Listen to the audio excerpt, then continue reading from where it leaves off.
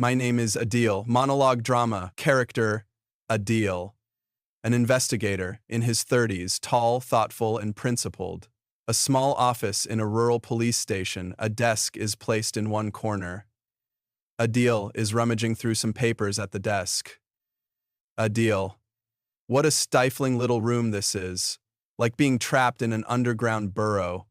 Just look at me now. And to think I once worked in the grand halls of the Justice Department in the city. My chest still burns when I remember those days.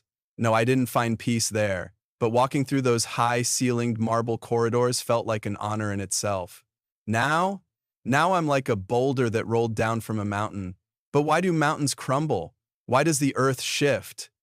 I had just barely managed to claw my way onto the ledge of that towering rock called career, when some invisible force hurled me back down, threw me, yes, outright hurled me down. And what was my crime? Seeking justice, crying out for the truth, trying to stand guard over what's right. That was enough for society to treat me like a stepchild. Strange, isn't it? My name is Adil, meaning just, yet I'm expected to turn lies into truth and limp excuses into solid ground. They started calling me the white crow among black ones, and still, I believed naively, blindly, that truth would one day reign. I didn't even suspect a thing. Then one day, an inspection came, and suddenly all kinds of irregularities were discovered. Like a rabid dog clinging to my ankle, they wouldn't let go until they bit deep. And just like that, the case was closed, and I found myself reassigned to some remote district. I didn't even realize what had happened until it was over. The only thing I can be thankful for is that I wasn't fired completely. At least they let me stay on as a village officer. So with a bitter heart and empty hands, I wandered into this rural backwater. And even here, I couldn't quite fit in. That same cold distance, that same sense of being unwelcome clings to me like a second skin. 3 months? What have I seen? What have I learned? What good has come from siding with the innocent? My wife, forever nagging me, why couldn't you just look the other way? Why not scribble what they told you to write? Finally refused to follow me here. And now I'm alone. Completely and utterly alone. Loneliness gnaws at me, and I feel as if I'm turning into my own accuser. Am I a tree whose roots have been washed away by the flood? Or a trembling sapling in the wind? All I know is that neither my body nor my mind can find rest. He picks up his phone and dials someone. No answer. Of course. You won't even let me hear your cold voice. What was the point of all those burning declarations of love then? If you loved me, truly loved me, you would have stood by me wherever I ended up. If you loved me, you would have held me when I fell. You would have become the rhythm to my heart that beats for justice. You wouldn't treat the fate I chose as something foreign and unwanted. He sits back down and falls silent. His phone rings. He answers, but his tone is weary. They always call, zipping straight to the point. Has the case been solved? Have you found the culprit? What else do they ever ask? At year's end, they'll demand the usual. How many cases were closed? How much has crime decreased? As if everything can be wrapped in neat percentages. If I simply parroted what they wanted on paper, I'd be their model officer. Adil, my conscience won't allow it. I'd rather drink plain water earned by honest work than taste honey bought with tainted money. He flips through some papers on the desk and begins stacking them to one side. Though honestly, what haven't I already washed down with plain water? A single rented room, no warmth of a wife, no blessing in the meals I eat. Black bread and bitter tea, those are my daily fare now. Enough, let me turn to my work. Let me weigh the truth. Once again, the truth. Yes, it's a hard thing when your name is Adil. Just too hard. He peers at one document. My purebred horses were stolen. Each head is worth 1,000,000 tensei, he says. If I had just 2 of those horses, I'd be a millionaire myself. Maybe I should quit being a rural officer and start raising horses instead. Though no matter how purebred they are, those poor animals have probably already been butchered and sold at the meat market by now. They've vanished as if swallowed by the earth. Not a trace, not a single suspect. Everyone, it seems, is clean as snow, pure as spring water. And this one goes into the pile of unsolved crimes. What a shame. If too many of these pile up, will they again accuse me of failing to fulfill my duties? Let's see what this next one says. My neighbor barged into my house with a rifle, threatened to shoot me. Punish him. There's something satisfying about reading complaints in pure Kazakh, just one language, your own tongue. So much easier to respond with clarity. Back in the city, we had to code switch constantly, straddle two languages like a fence. Maybe I'm finally beginning to see the brighter side of village life. For this case, I'll need to summon both neighbors. If they've already cut the horse's tail, as the saying goes, if reconciliation is impossible, then we'll open a criminal case. But what can we do? A single display of a weapon and the man could end up behind bars. This one at least counts as a solvable crime. I'll put it in that pile. Now here's an amusing one. 3 roosters and 2 hens were stolen from my coop. The thief wasn't from outside. Maybe his 3 roosters and 2 hens just went for a walk. The moment anything vanishes from sight, people scream, "Thief!" Is that some kind of rural tradition? Still, this too goes into the potentially solvable folder. And not even a complaint, more like a full-blown short story. My neighbor doesn't grow anything in his own garden, but he sneaks into mine at night to steal. I saw it with my own eyes. Let him face the law for his crime, he writes, as if he's already handed down the verdict himself. Really, should we sentence a man over a cucumber or two? Where's your sense of neighborliness, your generosity of spirit? We say we are renewing, modernizing, but renewal doesn't mean tossing out the old, cutting our roots loose, and changing for change's sake. If we don't learn from the past, what kind of new are we really building? If we trample over everything and cry, "New era, new century," won't we end up erasing the soul of our people? And this poor fellow, what does he hope to gain by filing a complaint over a single blade of grass? And the neighbor, he's bold, I'll give him that. Doesn't plant his own garden, yet dares to pluck what others have nurtured. Very well, let's place this too among the likely to be resolved cases. I think I'll summon both of them, talk it out, convince the man to withdraw the complaint. Otherwise, if we keep locking people up for every rude word, every handful of stolen weeds, our prisons will be bursting at the seams with so-called criminals. He picks up a thick stack of papers and focuses intently. Then, rising from his chair, he begins pacing back and forth. He furrows his brow and finally stops at the edge of the desk. Adil. Otherwise, if we start throwing people in jail for a harsh word or a handful of stolen hay, our prisons will overflow with so-called criminals.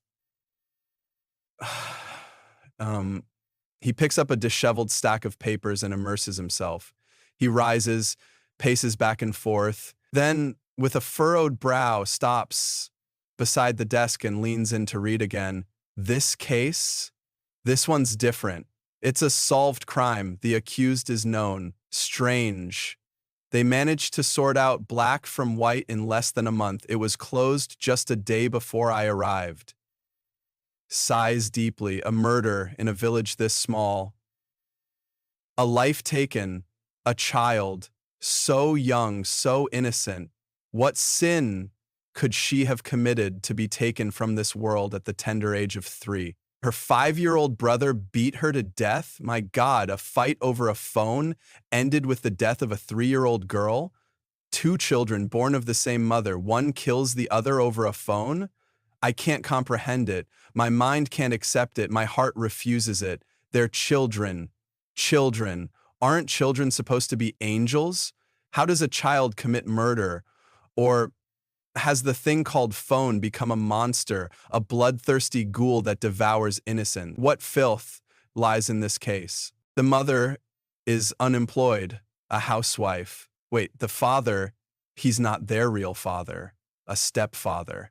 1 mother, 2 children born of 1 womb, and a stranger, a man unrelated by blood, sharing the same roof. My ancestors used to say, the enemy hides behind the wall. This man, this stepfather, an outsider to the bloodline. Something's wrong here. I feel like I've stumbled upon a buried truth, one where the lie has been exposed but the truth is still hidden in the dirt. If my instincts aren't failing me, there's something rotten at the core of this. He pulls out a small photo of the girl from the files. Sweet little angel. Why were you born? Only to leave so soon. Now you're just a small mound of earth sleeping beneath the soil. Who is guilty? Did your brother really do this to you over a phone? Or were you the victim of something far more sinister? My daughter is 3 too. In every photo she smiles. She lives a childhood full of joy and sunshine. Right now, she's probably missing me while I sit here, lost in someone else's darkness. No. What am I saying? Why am I comparing my blessed child to this broken flower? He hurriedly begins gathering the documents. A photo of the boy slips and falls to the ground. He kneels and picks it up, holding it in his hands. Was it you? Did you kill your own little sister over a phone? And when you finally got that phone in your hands, how did you return to playing games like nothing happened? Wait, look at you. Your eyes are filled with sorrow. Your innocent face is dim. Your glow faded. Behind your gaze hides fear. Deep, paralyzing fear. That fear has buried a terrible truth within you. Are you a killer or a victim? A scapegoat marked guilty when you were merely caught in the storm. When I look at you, it's as if I hear your silence screaming, "Brother, save me." You seem to be begging for mercy, enduring the fire of hell, and silently pleading for help. Brother, save me, brother, save me, brother, save me, brother, save me. It's as if you wanted to scream those words but couldn't, like your soul cried them out in silence. Whatever the case, I must act. I'll seek permission to reopen this case. So I just wrote, I'll write to the higher-ups, explain everything in detail. I'll dig for the truth. As deep as I can, he sits and begins typing urgently on the computer. He makes several phone calls. He sighs, then suddenly stands, sits again, restless. There. I've sent the file to the top. I ask for time to separate light from dark. I've prayed to God that they won't turn me away. Adil exits the office. A sequence of strangers is shown entering and leaving. Some clutch folders, entering anxiously, then leave quietly after organizing their documents. Others grip the phone receiver tightly, nod once, and walk out with tense faces. Back inside the office, papers are scattered across the desk. Adil, composed yet focused, pores over each sheet slowly, carefully. Adil, I've been granted permission to reopen the case. I'll admit it, I was relieved. I feared they'd say, "What good will it do? The girl is already gone." But my fears were unfounded. I was heard. Now, the weight of truth lies on me, on Adil, the investigator. So, let's begin. In the past, when I started a new case, I never let it get too close to my heart. I kept it here, on the desk, never here, on my chest. But this time, I don't know what's come over me. I can't forget the girl's mother. When she found out the investigation would resume, she came weeping and threw herself at my feet. Why rip open old wounds? What will you find in the pain I've buried, she cried. Even if you find the killer, will Asile rise from her grave? Which of you can bring her back to me, she sobbed, tearing at her own hair. She mourned her daughter a second time. Like the first death wasn't enough. Then she laughed as she told me how her life had improved after the incident. She's now working as a school janitor, earning a decent income.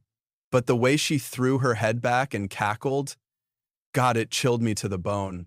She spoke of her son, who hasn't spoken since that day. She both hates and loves him, and when she said it, "I hate him, but I love him," her voice was like a howl torn from the void. In that moment, she seemed to me the most wretched, the most broken woman on earth.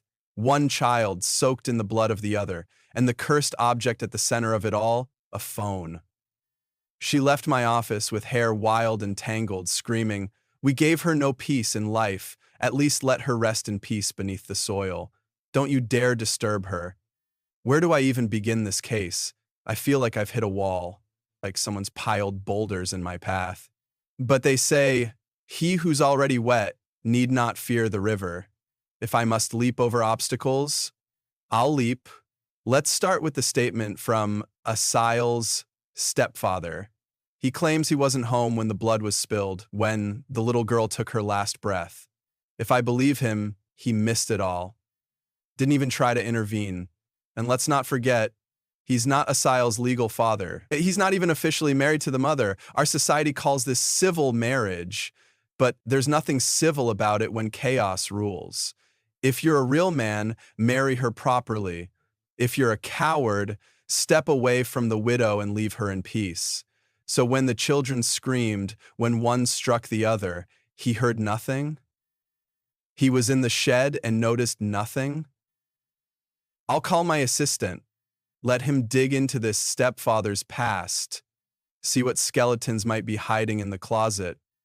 I asked around the village. Some said Asil's neighbor had a criminal record. We lawmen rarely go easy on ex-convicts. Maybe that's why I pounced on him. I interrogated him mercilessly. He's older, nervous eyes, trembled when I questioned him, but still, I can't see him as a blood-hungry monster, the kind who kills a child and walks back to prison as if it were home. Am I placing too much trust in my gut? Leaning too heavily on experience? Becoming blind in my own certainty? Could it be the widowed mother, driven mad by poverty, struck her daughter in a fit of rage, then blamed the 5-year-old son? Suspicion, that's my job. Everyone in this case reeks of suspicion, each one drenched in doubt. Because this life, it's a crooked road, twists and turns, traps at every corner. Who among us hasn't stumbled and lost their way along its jagged path? The woman has an alibi. There are witnesses. On that tragic day, she was gutting a slaughtered animal at that scalper Samesh's house. Multiple people confirmed it. The neighbor cleared as well. Turns out he was out of town. Went to the district market with his son and brother to sell meat. No stranger crept in to harm the children. As they say, a true enemy doesn't come charging from afar. He slithers close, wraps himself around your chest like a snake, and strikes when you least expect it. And who is that snake? If not the stepfather? Only his drunkard friend can confirm his whereabouts that day. Claims he was working all day in the shed, but give that drunk a bottle and he'll swear to anything. I need to dig into the stepfather's past. If I find one loose thread, I'll tug until the whole web unravels. A notification dings from his computer. Adil opens the email and shakes his head slowly. 1 jump, you got away. 2 jumps, still 3 jumps, and you're caught. He'd escaped justice multiple times, fined for groping women on buses, in public places, exposed online for sending vulgar messages to young girls, created fake accounts, harassed them with obscene words, but no one filed official complaints, so the cases were buried, until finally, he cut down a blooming flower before it could even open. He slams his fist on the table. I have to prove it. That poor woman. She doesn't even know she's been nursing a viper at her breast. I must speak to her. To exhume the child's body for forensic analysis, I need her permission. A mournful melody begins. Adil takes out his phone and appears to call the mother. A dim light reveals a poorly dressed woman entering the stage. Through fog, they're seen arguing, gesturing. The woman drops to her knees. Adil shows her some documents and has her sign one. She takes her hand out. The fog lifts. Adil is left alone on stage. Adil, I can't imagine how difficult it was for her to agree to dig up the body of her own child, to send her to the butcher's table a second time. We humans like to offer condolences. I feel your pain, we say, but only the one who bears the weight truly knows the agony. The rest of us, we're just imagining. We waves a paper gently in the air. That mother didn't sign this with her hand. She signed it with her tears. When she learned about her live-in partner's past escapades, her whole being recoiled. Her suspicion, long buried, began to stir. After my first husband died, she said, I brought him into my home, hoping he'd be a shelter, a pillar for me. Could it be, she whispered, that I brought a scorpion into my bed? I used that suspicion, turned it into my leverage, and finally, I got what I needed. The paperwork is ready. Now we'll exhume the little angel from her grave, examine her body, and lay her to rest once more. Perhaps those who buried a seal in haste buried the evidence with her. A sorrowful melody plays again. A montage of office life follows, officers entering, civilians departing. In the mist, Adil is seen running with documents in hand. The music fades. Adil, the final report is in. The child didn't die from a blow to the head. She died from the trauma of violation. And we all knew. A 5-year-old boy couldn't strike his sister with such fatal force. The excuse about them fighting over a phone was just that, an excuse. It's time to set the trap. The stepfather won't slither away this time. He takes out his phone, mimics dialing. Yes. I've decided this predator must be taken into custody. To cross-match the evidence of assault, he must be behind bars. A message tone beeps. Adil glances at his phone, then frowns. He's fled. Of course he has. Only the guilty run. You've dug your own grave, coward. Your escape makes my job easier. If you're innocent, why run? If you're clean, why panic? Where can you go? Over a hill at best. Then you'll stumble, then you'll be caught, then you'll rot in prison. There won't be anyone there to coddle you, no uncle to save you. You'll meet wolves in there. They have laws, unwritten, ruthless. You'll suffer under those too. He suddenly rises, pacing help from psychologists. He hasn't spoken since it happened. He's become a shadow. He saw it all, even the psychologists agree. His little soul is frozen by what he witnessed. He's mute because the horror stole his voice. But who will help the mother? Who can understand the hurricane raging inside her? He stumbles into his chair, massaging his temples, my vision swimming. My skull feels like it's splitting. Mournful music begins. Images of police procedures follow. Officers walking in, out. One hands Adil a form to sign. A phone rings. Adil picks it up, nods. No words, only action. Adil reappears, holding a child's drawing on white paper. The boy didn't speak, but he drew the crime. A sketch so vivid, he drew himself crying, screaming for his mother. Helpless, unable to save his sister, he drew her in black, broken, dying, lying beneath the beast. He drew his mother far away, her tears falling like pearls as she ran from the distant hill. The doctors say his soul needs healing, the mother too. But what use is help to a child who no longer breathes? No medicine can reach her now. No mother can revive her. Maybe she weeps now in the arms of her father, in the world beyond. Maybe she whispers, Father, the living have lost their faith, be my protector. The earth has embraced her a second time. Now she rests under soft soil. She will never be called stepfather again. Yes, the stepfather fell into the trap of justice. This time the law has sharp teeth. Let it bite, let it punish. But tell me, who will bring her back to her mother? Had she raised her children alone? Had she never trusted that butcher of a man? Maybe her daughter would still be alive. Sleep, little one, sleep forever, cloaked in the earth's warmth. Maybe it's kinder down there. The dead, after all, may be gentler than the living. The investigation is closed. The higher-ups patted my back. Excellent work, they said, but I didn't chase glory. This crime burned me to the core. I always knew the path of truth was hard. Only the honorable choose to walk it. I chose it, I walked it, and I paid its price. I stoked the fire of truth with breath and flame, so that justice might rise and cleanse every name. I stood as a sentinel for all that is right, for I am Adil. I guard the light.